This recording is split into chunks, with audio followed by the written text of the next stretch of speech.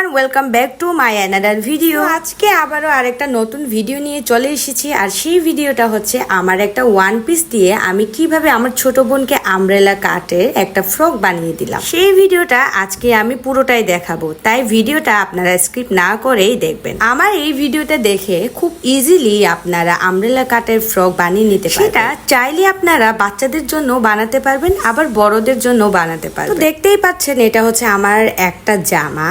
তো উপরের অংশটা আমি বাদ দিয়ে দিব, তো নিচের অংশটাই আমি শুধু কাট করে নিব। নিচের অংশটা একটু বড় থাকার কারণে ওইখান থেকে আমি আমার সে প্রয়োজনীয় অংশ কেটে নিব। আপনারাও আপনাদের যদি কোনো ওয়ান পিস থাকে তাহলে এইভাবে আমার মতো মাপ নিয়ে সুন্দর করে এভাবে বসেই সুন্দর করে সেলাই করে নিতে পারবেন। তো এখন হচ্ছে আমি কেটে নিচ্ছি সবগুলো।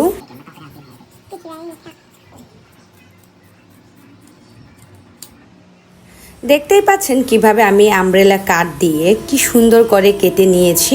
এরপর আমি কলারটা ডিজাইন দিব ভি শেপ। তো আমি দুনো সাইডে ভি শেপের করে কাট করে নিচ্ছি।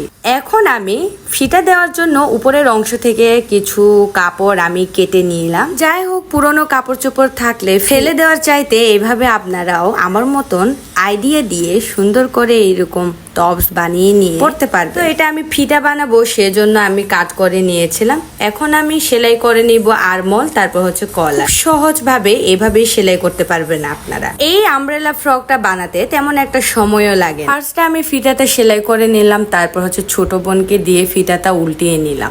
তো এখন আমি আরমলের সাইডে কলারের সাইডে একটা করে সেলাই বসিয়ে দিব।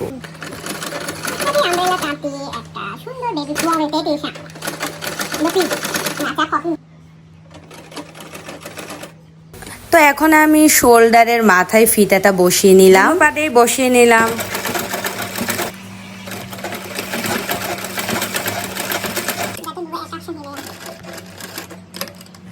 এরপরে সাইডটা সেলাই করে নিয়ে নিলাম।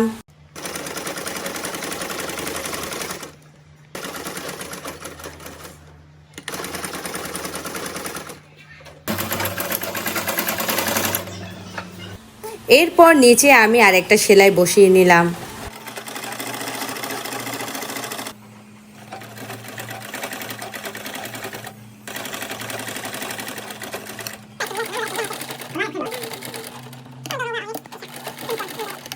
এরপর এই যে আমার তৈরি হয়ে গেল আমব্রেলা কাটের ফ্রক। কেমন হয়েছে অবশ্যই কমেন্ট করে জানাবেন। আর নতুন ভিডিও দেখতে হলে আমাদের চ্যানেলটাকে সাবস্ক্রাইব করে রাখবেন।